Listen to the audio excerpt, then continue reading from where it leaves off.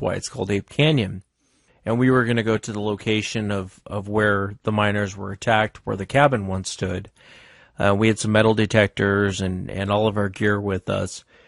So we're driving up the mountain, and I don't know where the weather's at, where you're at, but it was pretty relentless. The rain was pretty much ridiculous yesterday. I mean, just relentless. And we're driving up the mountain, and it's almost like what I call movie rain. Here in Washington State, it just drizzles.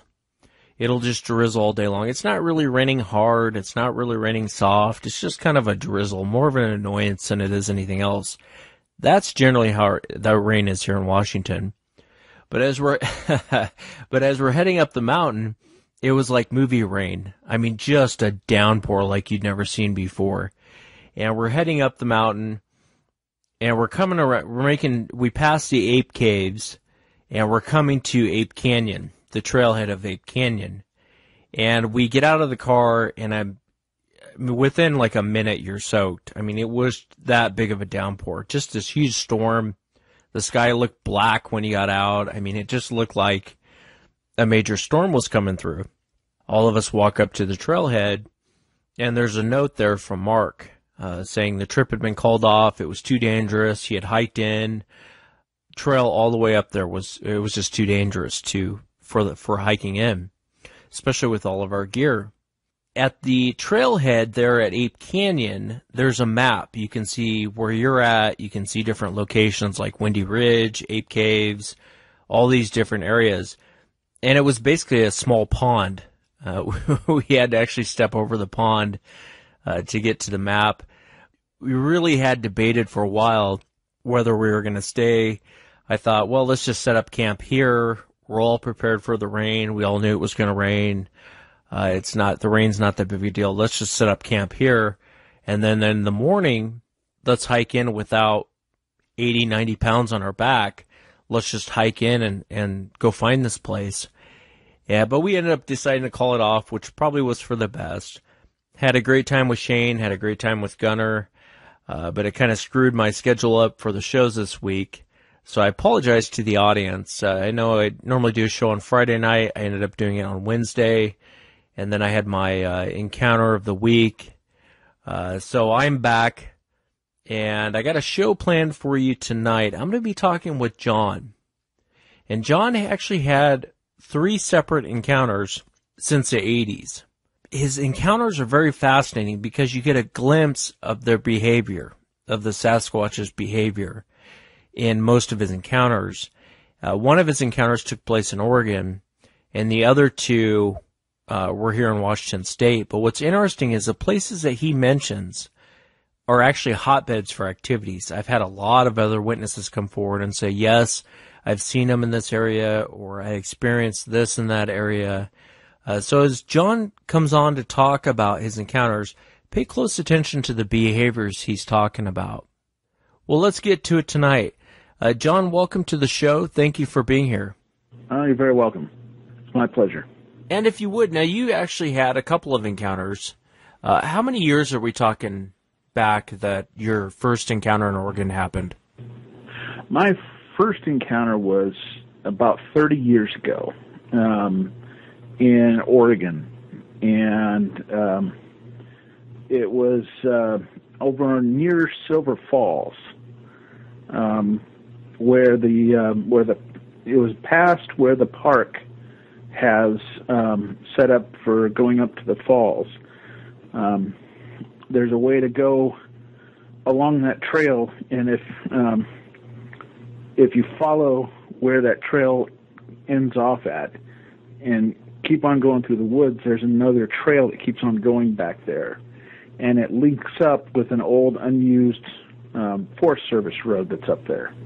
And it was back down at that road, about another 1.5 or 2 miles down that road, that I encountered this a large, what I think was a male Sasquatch. Now, were you just out for a hike? Yes, because I went out there. Some friends of mine had gone out that way the previous summer, and they talked about how there was a really big falls further up the stream from the area where the park has the trails that go to the falls that everybody else goes to, where they have the nice trails that they maintain. But if you keep going further, there's some more trails that go to a bigger falls as you're heading further up the mountains. And there was a large falls up that way that was really nice, and I took my camera out there. I wanted to get some nice pictures and such. And it was probably in the midsummer time, so it was fairly warm, and it was a nice clear day.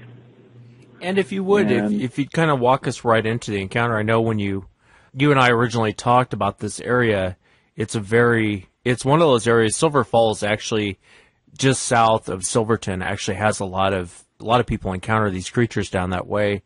But if you would, just kind of walk the audience right into it. Okay. Well, as I was saying, this trail doesn't get, at the time, it didn't get used much. I have not been back there in the 30 years. But this trail continues on and meets up with an old unused Forest Service road, probably an old logging road, because it was pretty wide road rather than a normal fire service road that just you need to get up there with trucks. But this was probably wide enough for logging trucks to go up and down. And it's pretty heavily treed through this one area. And I was going along the road, and on my right, the hillside sloped down to the creek, the river that the falls goes through. And then to my left, it went up the hillside, and it was heavily treed all on that side. And as I was walking along, the area to my right, between this Forest Service road and the creek, cleared out. There was some trees right along the edge of the creek, but between the road and that, there wasn't any trees. It looked like it may have at one time been a landslide that got repaired when they put the road in. And in the middle of this clearing was this cedar tree stump. And so I continued walking on, and the clearing was, probably about 100 and maybe 120 feet long of this cleared area, and then it got into denser trees on the other side.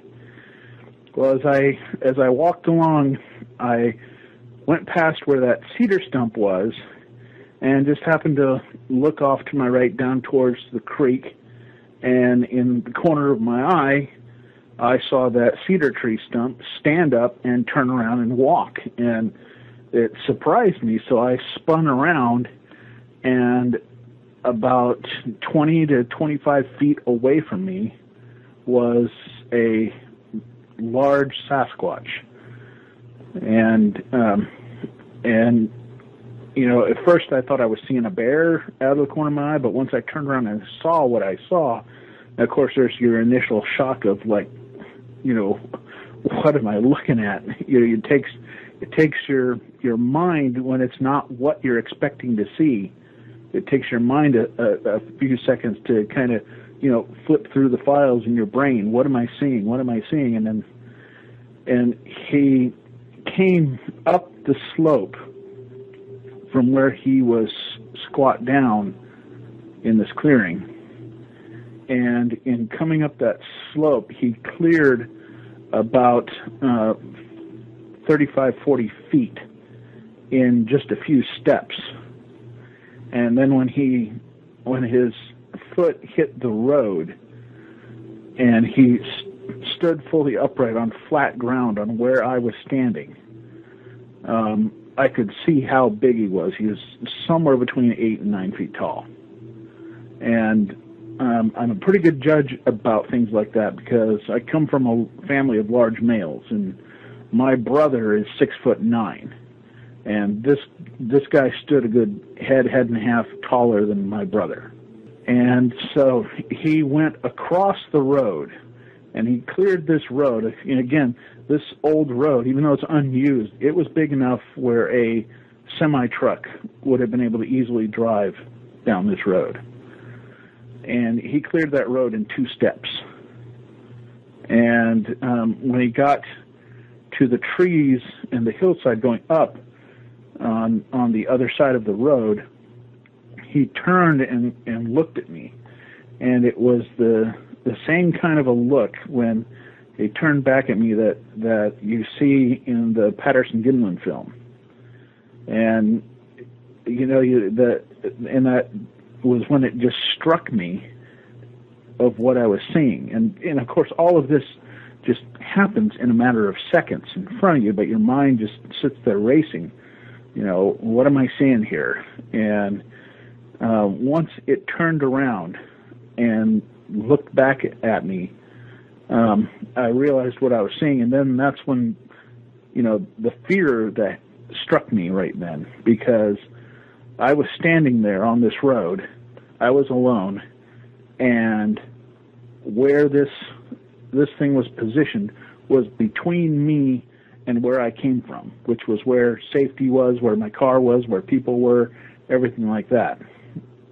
And I felt real stuck at that point. But then it turned back to the trees and then immediately started going up the hill. And I could see the trees moving as it was pushing its way through the trees and hearing it stepping. And, of course, this hillside was probably a good 45-degree hillside, and it just went up it like it was walking on solid ground. And then at that point, after it got up into the trees, it let out a howl right then. That deep,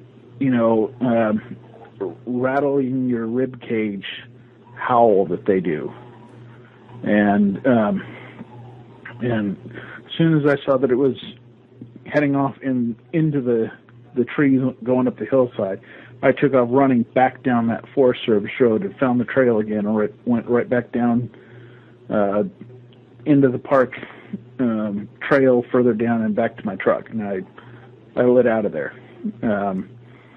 But I remember that it was, I remember the height and just seeing a living thing that is that big standing on 2 legs was just striking. What's going through your mind at this point, though? You see this thing, it's blocking your path out. It's standing there looking at you. Yeah, that was my thought when it turned around and looked at me. It was at that point, once it cleared the road in 2 steps and was on the other side, and it was that same way of turning in how it turns with the torso. It turns its head, but it turns the whole torso to look back at you. And it looked back at me, and it was it didn't look like it was like scared or anything like that, but it was looking at me like to watch to see if I was coming towards it or anything. But my mind starts just going, and my thought at that point was, this thing is here in the road, and from behind me was the direction I was going, and I don't know what's out there. I've never been there. There might be more of these things in the woods back there. There's the unknown is behind me.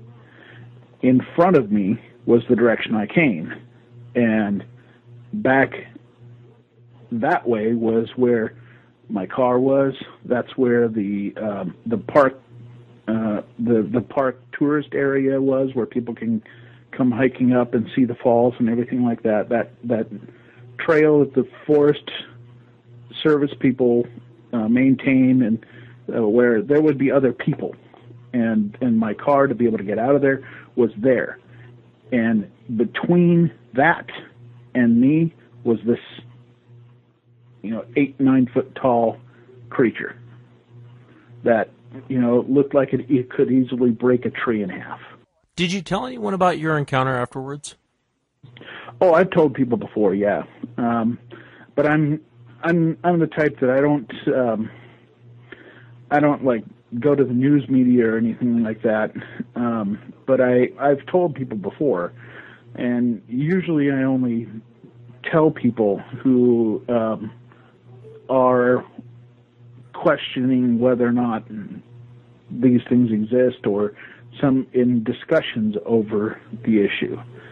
Because it's just, it's just one of those things that you get one of two things. You either get the skeptics, who are kind of vacillating back and forth on whether or not they believe it. They're the people who just outright deny the existence. And usually those people also tend to mock anybody who might say, hey, I've seen one of these things. And then you get the people who either say they've had some kind of an encounter, or they believe in the possibility that they exist. So, I'm metered in my conversations about it, because there's just not enough, hasn't been enough people in the past to really for it to be a something that you can get out and discuss without being called either a hoaxer or you imagined it, or and also because there's been a lot of hoaxes. There's been a lot of people that admittedly have created a lot of hoaxes on this, but there's no way that what I saw could be a hoax. Yeah, no, I hear you, and I can even imagine. You stepping out. You're probably a young kid at this time, and we're talking 1985, 1986, right in that time period, and just seeing this thing. I can imagine the way you felt when you were looking at this thing. How many years later did you have your second encounter? Let's see here. The second physical face-to-face was in 2003. And that was in Washington State. So, we're going from 1986 to 2003, and as far as where I was living at the time, in the 80s was down in Oregon. I was living outside of Milwaukee, Oregon, which is south of Portland, and now at this time in 2003, I was living in Washington State in Pierce County, outside of Ording, Washington. And where I lived, if you sat outside my house, you could, on quiet nights, you can hear the Sasquatches when they come into an old unused gravel pit that's outside of Ording there. And they like to go into that gravel pit, particularly in the late summer, and they can howl. And you can hear them out there on good, solid, quiet nights, particularly in the late summer. You can hear them howling.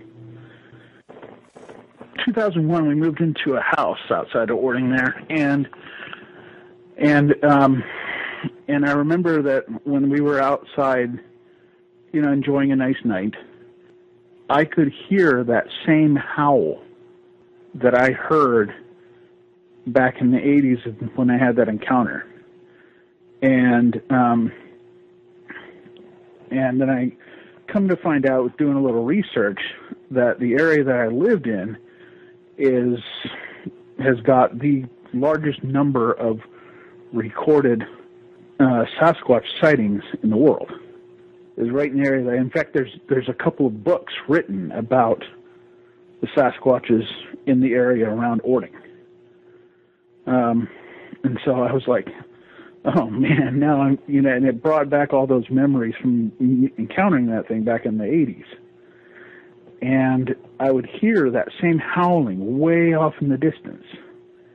And there's people there in the Ording area, particularly the older people, who will tell you, yeah, it's those Bigfoots. They go out into the in the old gravel pit, and they really like to howl out there.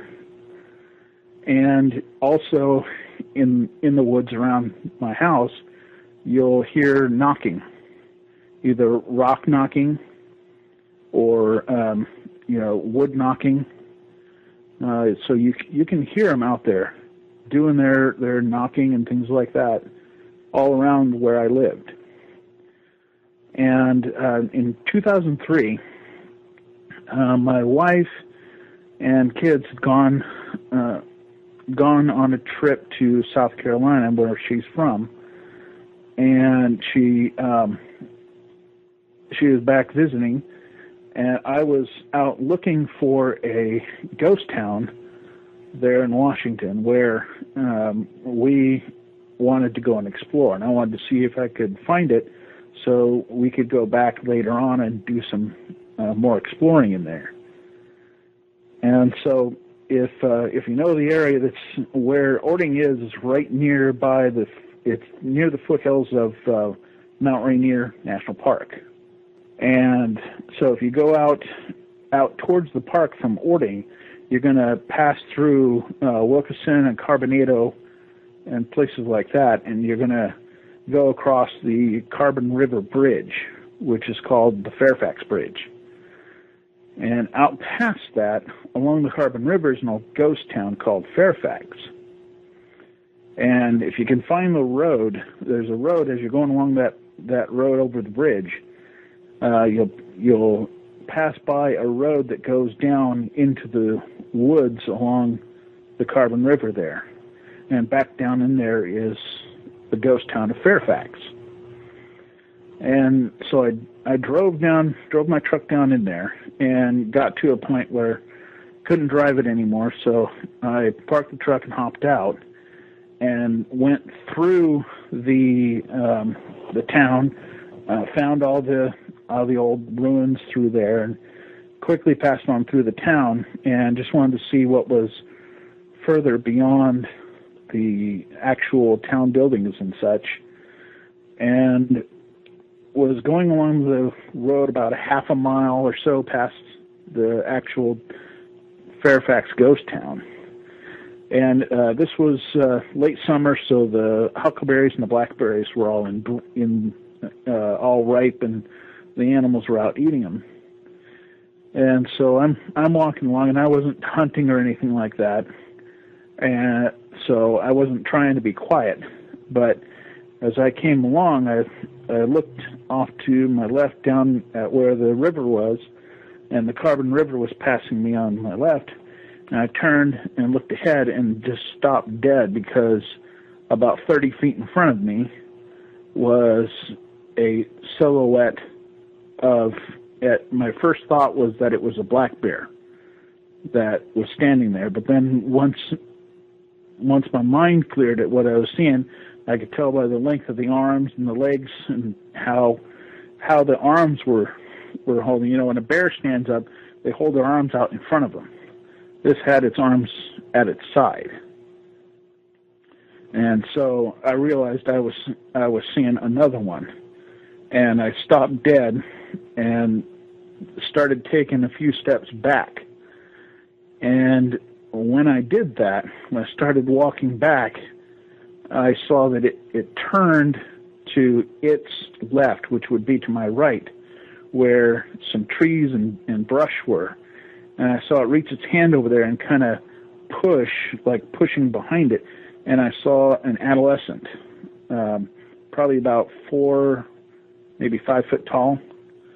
And this was clearly its mother. I could see breasts. I could see, that it was, this young one was with it. And she scooted the little one along behind her. She turned back around and looked at me, and then turned and started walking down the trail that I was heading towards. And I kept walking back, and as it was walking away, it would turn back and look at me. And it was that same way of turning as the one I'd seen before, where it would turn its whole torso and to look back at you. And I could, I could make out the same kind of features, the same everything. and I could smell that one. The one I had seen back in Oregon, I never smelled it because it was pretty windy that day, and so it seemed to me the wind was carrying the smell that everyone talks about with these away. But this one here, I could smell it once it started walking away. The breeze just got it right, and I could smell it as it was coming back at me. What did it smell like? I would liken the smell to a combination of skunk and like a rotted carcass. It was this sort of sickening, sweet but putrid smell. You know, and some people call it a musk. Like down here in the South, in some places they call them skunk apes or musk apes. But the smell is not quite like a skunk, that sort of sickening sweet smell. But it's also not. It's not unlike you ever picked up a garter snake? I have, yeah. And you know, when a garter snake, it makes that goo that they fling on their tail around, and it stinks. Yeah. It wasn't like that either. But if you combined the smell of a skunk with like a rotting animal, that's what it smelled like to me. And what's interesting about your encounter, John, and I don't mean to cut you off, but what's interesting about your encounter is I've actually talked to a lot of witnesses. In fact, I've even thought about going up to that Fairfax. I know it's an old ghost town. I was thinking it was created in World War I. I know you said it was prior to World War I, but they had created it because of the minerals in that area. And what's interesting is I've talked to a lot of witnesses, and you mentioned the Carbon River. Well, there's a road that runs parallel with the Carbon River. It's a Carbon River road. I've actually spoken to a few witnesses that have had encounters out there. I wanted to ask you, what time of day was this? This was probably in the late afternoon. So it wasn't quite evening, but I would say probably in the time frame about maybe between 3 and 5 o'clock. Okay. Somewhere in that time. And so you're looking at this thing. It stinks. It keeps looking back at you. It made which is interesting. It made a motion for the younger one to come out. The younger one comes out. They walk away from the trail from you. You're stepping up backwards now, you know, as anyone of intelligence would do. You're backing away because, you know, as you and I talked earlier, God, you come across a bear and its cubs or really any wild animal with its young, and you're going to have some problems. So you're starting to back away. It's walking forward. What happens next? Well, as I'm backing away, it looked back at me several times, and then at one point, as it's walking along, I see that it reached down and grabbed a large tree branch, and this tree branch, probably about a good 4 or 5 inches in diameter, grabbed this big, large tree branch and lifted it up and just flung it down right on the trail behind it. And you know, and I got the message saying, you know, you don't go past this. And it really struck me how this thing did this, and that as it was walking, it just reached down and grabbed this tree branch without stopping. You know, normally if you and I did that, if we wanted to reach down, because of the length of our arms, we'd have to stop and then bend over and reach down and pick something like that up. Well, this was just walking along in a fluid, smooth motion as it's walking, just reached down, picked this branch up, lifted it over its head, and then turned and slammed it down on the trail. And I physically felt the thump of that tree branch as it hit the ground. And it just continued on walking. And, you know, of course, I got the message. And at that point, that was when I turned and I ran back to the truck. And I thought it was really interesting that the young one, at no time during that time did I ever see it turn around and look back at me. Just the Mom came along and said, "Time to go," and how it just shooed the little one along. Can you give any details about the face? The face was if you looked into like the face of a chimpanzee, but it was darker. So chimpanzees, they have a much flatter profile than most of the other apes, and the same flat, broad nose, the ridge line. It didn't seem to me like the jaw was as protruding as, say, like on a chimpanzee is. But the face was clear. The typical hair over all of its body. The one that I saw down in Oregon, the one difference that I saw was that it seemed to me like it has less hair on the chest and the front of the abdomen than this female that I saw. I don't know if that's a typical trait that people have noticed, but I remember there was that distinct difference, and you could definitely make it out that this was a female. It had the breasts and everything like that with it. So you're saying the female had more hair than the male that you saw? The female seemed to have more hair on the front than the male that I had seen before. And I don't know if it was just some kind of anomaly between these two or what. But it seemed to me that the female that I saw in 2003 had more hair on her chest and abdomen than the male I'd seen before. Were you able to get a look at the young one? Only from the back.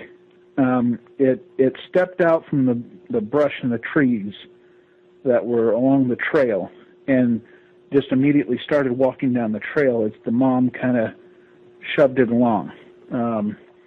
You'd liken it to a mom trying to get the kid to go to the car, where you see the mom just kind of coming behind the kid saying, "Let's go, come on, time to get going." And this young one just kind of walked out and started walking down the trail. So I don't know if at any time, I did not see at any time that the adolescent even turned and looked at me. One other question I want to ask you, when you were looking at this female, can you give a height and approximate weight to the female? I would put her at 7 feet or above. Like I'd said before, my brother is 6'9", and I know she was taller than he was, but not by much. So I would put her between about 7 feet and 7.5 feet tall. The little one was, I would say, between 4 and 5 feet from my vantage point. But I didn't get as good a look at that one as I did the female. Now, I know weight's kind of a hard thing to, people always want to know the weight, and it's kind of hard to put that in perspective sometimes. I would put with the musculature and the bulk of their size, I would put this female probably somewhere in the neighborhood of about 4 to 4.5 pounds. Now, the male that I saw back in the 80s, I would not be a bit surprised if he was somewhere in the neighborhood of 700 pounds, because just the size and the bulk. Because when I saw that one back in the 80s, it was all muscle. There was all muscle on him, and he'd be a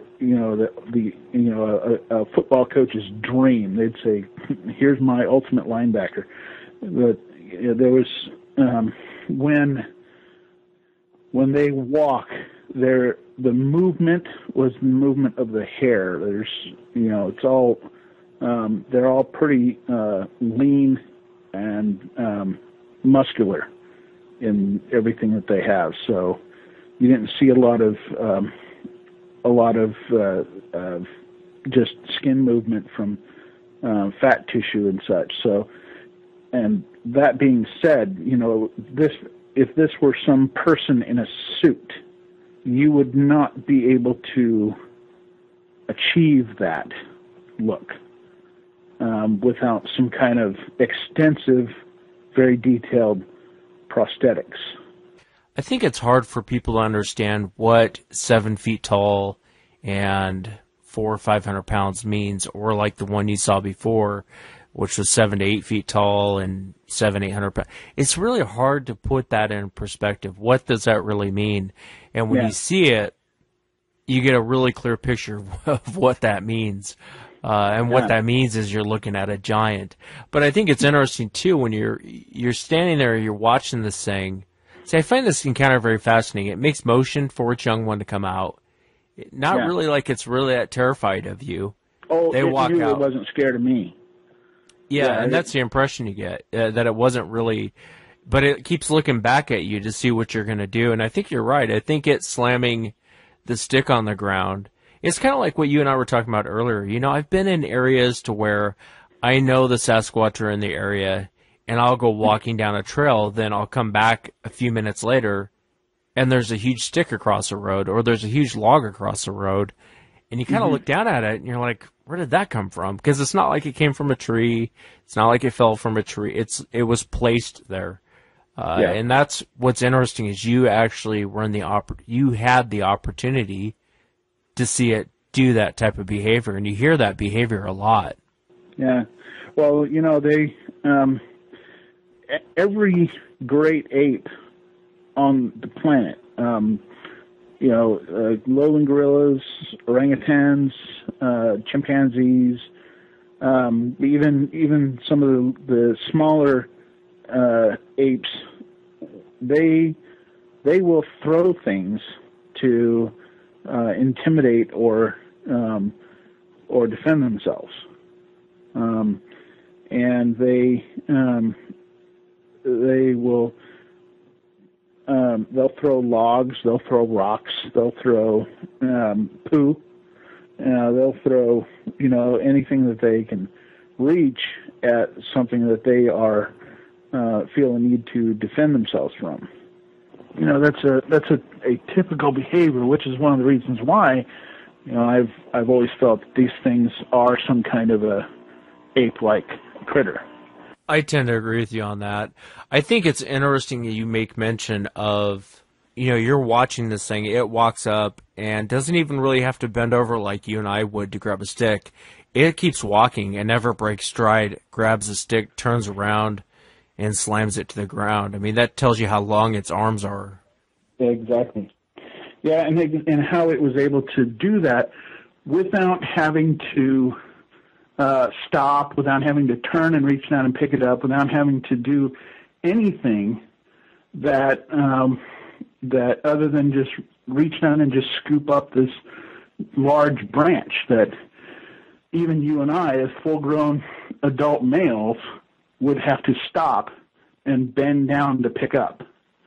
That was really striking to me. That was really something that caught my attention. And so I was glad to be out of there from that. Yeah, so I can imagine. So you run back to your truck. When you get back, do you tell anyone about what you saw? I told my wife about it when she got back, and of course you think about it later on that man, I wish I'd have carried an apple and tossed it to it or something like that. But no, you don't want to try that. But it was. I know that she was saying that she kind of wishes, even though she knows would have been scared, she kind of wishes she would have been able to be there to see it along with me. But and I've told friends that we've seen. I've gone hunting, tell hunting friends I know who if when we've had conversations about it. So, but reporting around the Ording area, in that area of Pierce County in Washington, reporting Bigfoot sightings, old hat. And it's like, oh yeah, you had one too? Yeah, I had one back here about 5 years ago. I was, up in this area over here cutting down some trees for some firewood, and yeah, one of them came out over there. So it's fairly common in that area to hear about sightings. Ranger station doesn't even bother taking down information on it anymore. When you get out to other areas of the country where they don't have this, the idea of it seems so ludicrous. I think that it's unfortunately going to have to be one of those things that for most of the population to accept the idea that these exist, they're going to have to see one to believe it. Yeah, I tend to agree with you on that. Yeah, the height, and for people to really grasp the height of it, how large these are. Like I said, my brother's 6'9". I've got an uncle who's 6'6". My dad was 6'5", and so I can gauge these kind of heights. If you're sitting in a room in an average house, average walls inside of a house are 10 feet, 9 to 10 feet. So if you can imagine a gorilla-like creature, something that looks like a combination between a chimpanzee and an orangutan, standing in the corner of your room, and its feet are on the floor and its head is in the ceiling. That's what you're talking about. When you're close to it, particularly within, I would say, anywhere from about 40 to 20 feet of these things, even if they're at that distance away from you, you feel crowded. You feel because of their size, you feel that you feel small next to them. Yeah, you do. You definitely feel like a grasshopper in the room is what you feel like. Yeah, and so, and I don't know if you got a chance to look at your Facebook page. I was exchanging a story with somebody on your Facebook page, where I had another meet up with one around like 2005 or 2006, I think it was. I went down along the White River. I was out Highway 410 going out towards the pass out that way, out past Enumclaw, Washington. You know the area I'm talking about there? I do. I know it well. And if you go out that way and you go into the national forest that's out there, my son and I, we were out just hiking around on some of the trails that are out there and just having fun. And I had made a sling, a leather sling, and he and I were out there along the White River, and we were just having fun. He was finding rocks, and we were putting them in the sling, and he liked watching me throw these rocks across the river. And where this was at, along the highway there, was an area where you could kind of pull off. It's kind of a little parking area. They had a couple picnic tables there, and then on the other side of the picnic tables, you can go down, and there's this rocky, sandy promontory that is right along the river. And on the other side of the river was a big stand of trees over there. That then, beyond the trees, it goes up a hillside, and it was pretty thick with trees. And we were having fun, and my son being little at the time, he was about 6 or 7, he liked taking the rocks, and I'd put him in the sling, and he'd like watching me fling these things across the river into the trees. And, there was all these alder and fir trees over there, and the rocks would go flying in there and go ricocheting through the trees. You could hear it ricocheting through the trees on the other side. And we were doing this for a little while. Then at one point, both my son and I were looking down, looking for rocks to put in the sling, and I heard this enormous splash in the river, about a third of the way out into the river. And if you've ever taken like a really, really big rock and thrown it into the river, that sort of, sound that it makes, that sort of hollow sound when it hits the water, that's what I heard. And my first thought was that, wow, that was a big fish. But then I realized that the White River, it doesn't have any fish in it because there's just too much silt in the water. The fish can't live in there.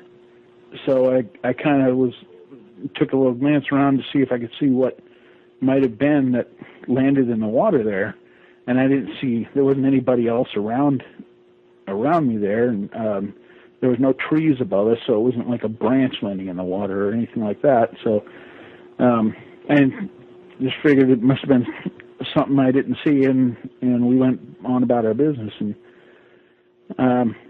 so I took another rock and I flung it off into the trees, and it, of course, again, it went right into these alder trees and just ricocheted through the trees, smack, smack, smack. And then my son found a rock, and I took the rock, put it in the sling, and right as I flung the rock off into the trees, right at the same time, so my arm goes out and lets this rock go, and as it's sailing through the air, I see a rock come sailing out of the top of those trees. And this rock went up. It wasn't like it fell down the mountain and rolled into the river. This rock went up into the air. And it came sailing across out of the air, spinning. Just like if you pick up a rock and you throw it, it spins after you've let it go. And this thing was spinning over the top backwards as it's sailing through the air towards me. And it lands in the river about 2/3 of the way from the other side of the river to where I'm at, and makes that same sound, that splash, right into the river. I saw that, and I thought for a second, somebody has to be playing games. But then I realized that rock that came out of the trees was at least the size of a football. There's no way that somebody could have thrown that rock that high and that far. No way. The only thing I could have thought of is that, somebody could have done it if they had thrown had a catapult over there or something like that, like a trebuchet that could have thrown it like that. But there's no way, because there's no access to over there and doing something like that. And I realized what it must have been. I said, there must be a Bigfoot over there. Just to see what would happen, I grabbed a handful of rocks, probably like a golf ball size or smaller. And I just put this handful of rocks in the sling, and as hard as I could, I flung all of them across the river into the trees over there, so that there was, a good half a dozen rocks that just ricocheted all through the trees in there. And then at that point, I heard this grunt. It was like like that. And then I heard something just going up the hillside. I never actually saw it, but I saw the trees moving, and just sounded like the biggest possible elk that you could ever imagine on the planet, just going through the trees. But the hillside was going up was just a huge angle. The alder trees and the fir trees were all just in, fully leafed out, so I couldn't see anything through it. But I could hear something definitely just going up that hillside fast. Was it time to go at that point, or? Well, I wasn't too scared at that point because it was on the other side of the river, and if anything jumped into that river, the current is pretty heavy through there, and it's probably about a good 30 or 40 feet deep. So I wasn't too worried about something coming at me. But I realized, hey, I scared something off here, and and it was getting late in that day anyway. So I got the feeling that what he was doing was he was watching us from the other side of the river, and took me pitching the rocks into the trees as the same way what he intends to do when they're throwing rocks at us. So I don't know how many of them were in there. I don't know how big it was, but all I know is that these rocks came out of the trees at me, and that grunt that echoed through that whole area there. Whatever it was big. And that noise you heard is very primate-like. It's a very primate-like noise. On your second encounter, when the female had stepped out, did it ever vocalize at you, or did the young one ever vocalize, or was there any sort of vocalizations throughout that encounter? No, not on that one. Well, I mean, I think she made kind of a huff sort of noise when she threw the branch down, but I don't think she was doing that to really make any noise. It was just kind of like like the noise you make when you do a really heavy, quick push on something, kind of a sort of sound. But that may have just been the branch hitting the ground too. So, but no sounds, no vocalizations. I just smelled her. I don't know if there were any others in the area. I just remember how strong it was, how strong she smelled. But there were, and that time there were no sounds, no vocalizations, no anything like that. The only times I've heard that on direct encounters that I've had was the one back in the 80s in Oregon. That one gave a very loud, long howl as it was heading up the mountains. Then that one along the White River there gave that loud grunt.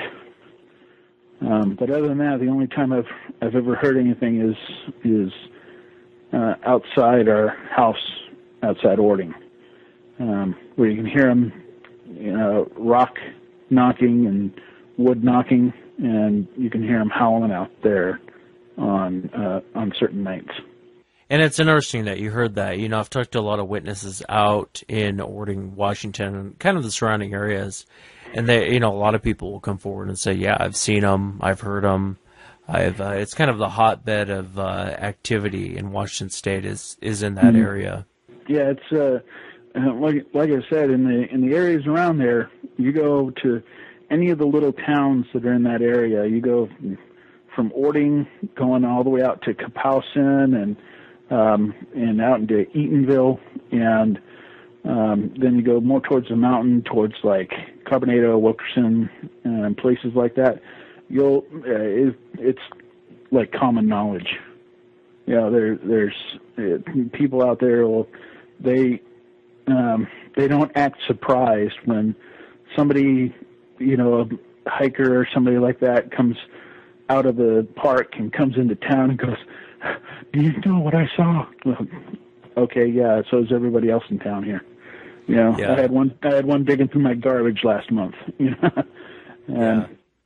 Was it kind of a shell shock to leave the Pacific Northwest? And I know you're not there now, but was it kind of a shell shock to go to a different part of the United States and maybe not have it be as accepted? Not really. I've lived in the South most of my life. I just have lived in the Northwest at a couple periods in my life. My teens, I lived in Oregon, and then when I was discharged from the military, when I was doing my out processing, I lived in Washington and stayed there for a few years, going to college and such, and ended up getting a job there for a while. Coming down south here, there are a lot of areas in the south here, much like how there are in the northwest, where there is a lot of woods, swamps, areas where people don't normally go. But there in the northwest, I think you have a chance of seeing something like this at a much higher rate, because there is so much area there in the northwest that is completely inaccessible to people. There's areas where you can go, particularly there in Washington State, around the volcanoes, around St. Helens and Mount Rainier and Mount Adams and places like that, where nobody has been. If there ever has been a person, there hasn't been in 40, 50 years. The way for them to find places to hide and to live is much greater in the northwest corner than there is in other parts of the country. That being said, outside of the northwest, you do meet up with people who are a lot more skeptical. But I think that the more that people who have had encounters with these things, who are willing to have a discussion about them in realistic terms. I know there's a lot of people who, like I had mentioned to you before, who like to attribute a lot of hocus pocus to these creatures. And I've heard everything from that they're spirit guides, and that they're shapeshifters, and they're interdimensional beings, and I think that even if you believe in that, if you can leave that out of the discussion and keep that part of your thinking on that to yourself, but have a real discussion about what it is that you saw and what the conditions were, I think that it will lend a lot more legitimacy to it than you would if you try to put a lot of embellishment on whatever it was that you saw. So yeah, no, and I tend to agree with you on that, John. It's like I just saw a picture someone had posted the other day talking about, it looks like it's a picture of a half a deer standing in a field eating, but I don't know if it's Photoshop or what they did, but the deer looks like it's half cloaked. They're trying to, instead of saying, well, maybe my shutter speed was slow, or, something more logical. I've been a hunter my whole life. I've never, ever seen a deer cloak in my life. And believe me, I've come across a lot of deer. I've never seen one cloak. Mm-hmm. And they would have plenty of chances when I'm pointing a rifle at them to go and cloak, and they didn't. And so you're right, but you hear that, and she's showing this picture saying, is it, maybe this is what Sasquatch does, and it's like, well, give me a break, you know what I mean? Like, how many? Give me 100 hunters that have seen deer cloak, and I'll actually look into your cloaking theory. You know what I mean? You won't find them, and I know you won't find them. Yeah, and and I think that. I think that a lot more people that are getting interested in the idea of trying to find these creatures is a good thing. But I think that I used to talk with some of the guys in BFRO back years ago. But I think that a lot of the TV shows and things like that are on now, that are dealing with this, where you're having people going out into the woods and such, because of the people trying to promote the TV show rather than the discovery, has the whole idea of the discovery has lost a lot of credibility.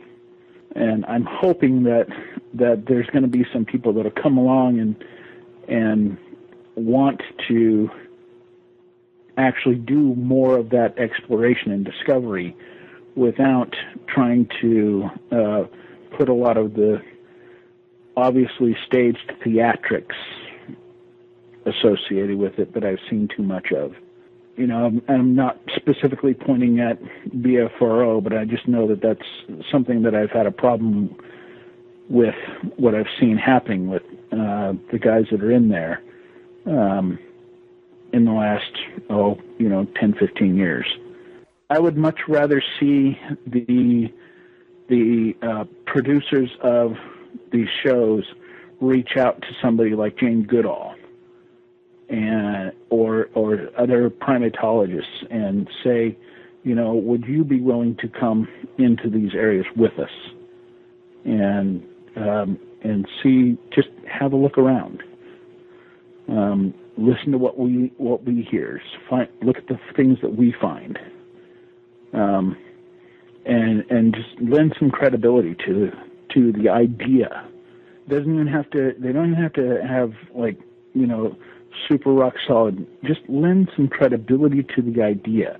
And the more we create a credible image of what we are trying to tell about our experiences, the more the idea will have more credibility.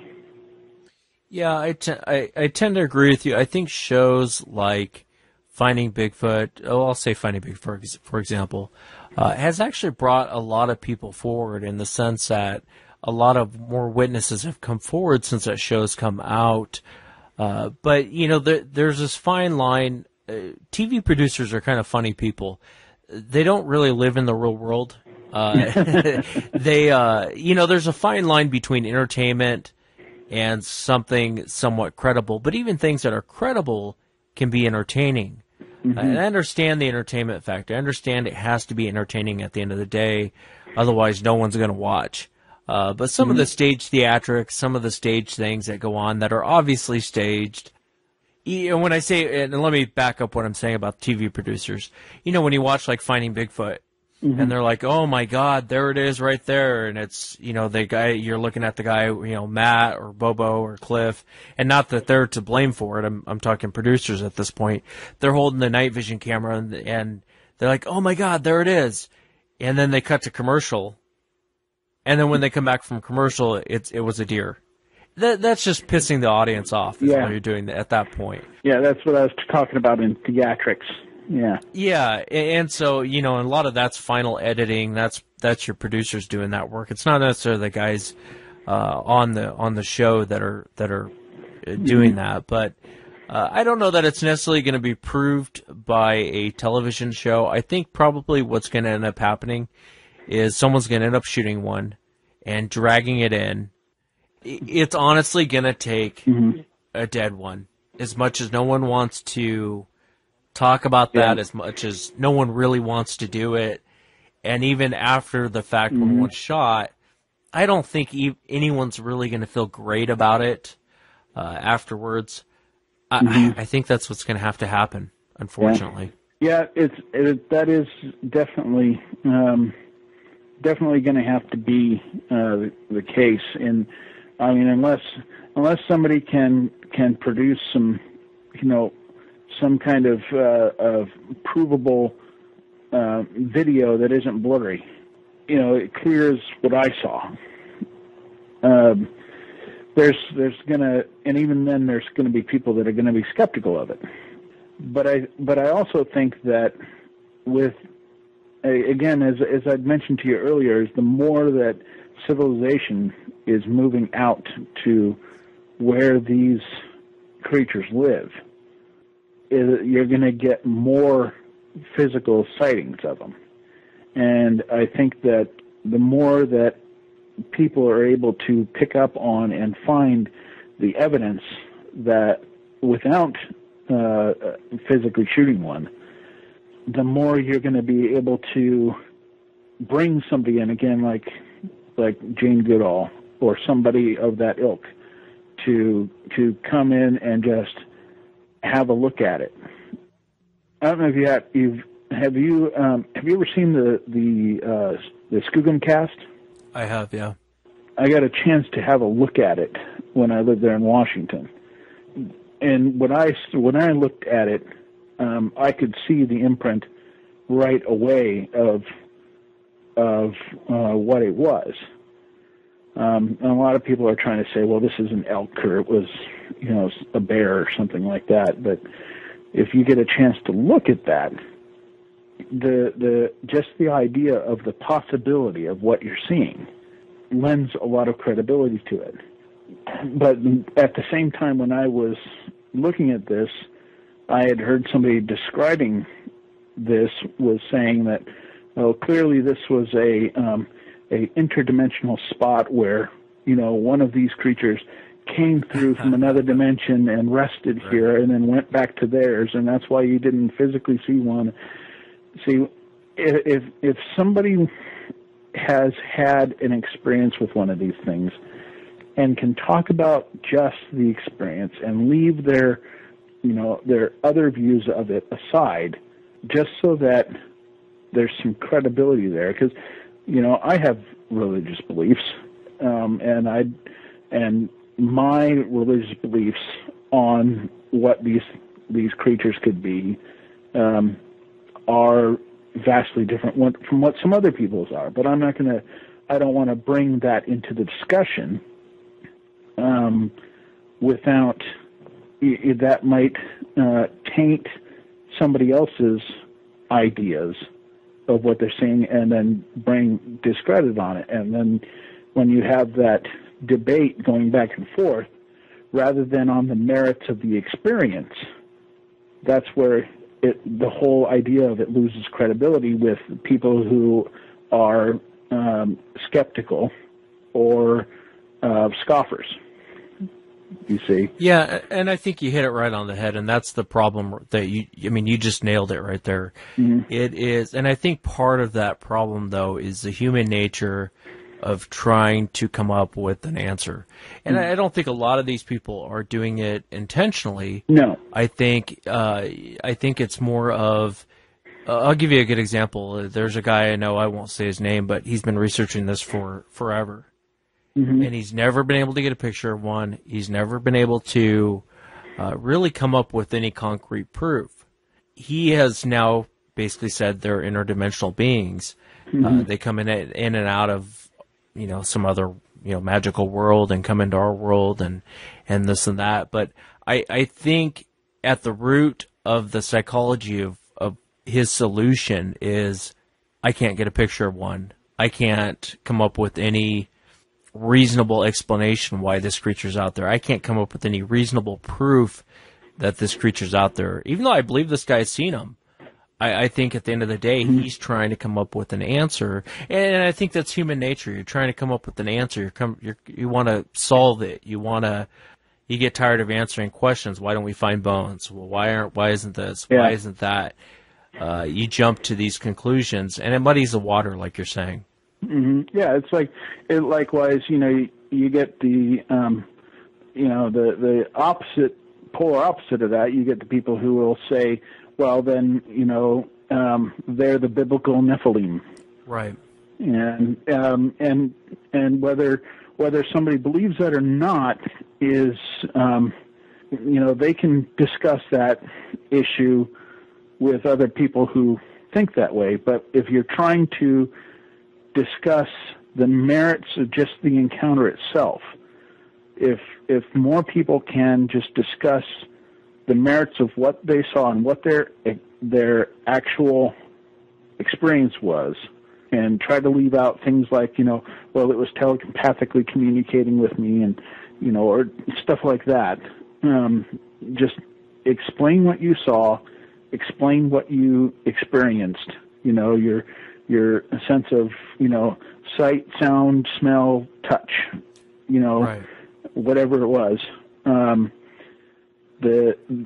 We'll have more credibility of it, and then anything beyond that you can discuss with other people. But no, and you're absolutely right, John. Like what you were just saying with that last encounter where you didn't actually see it.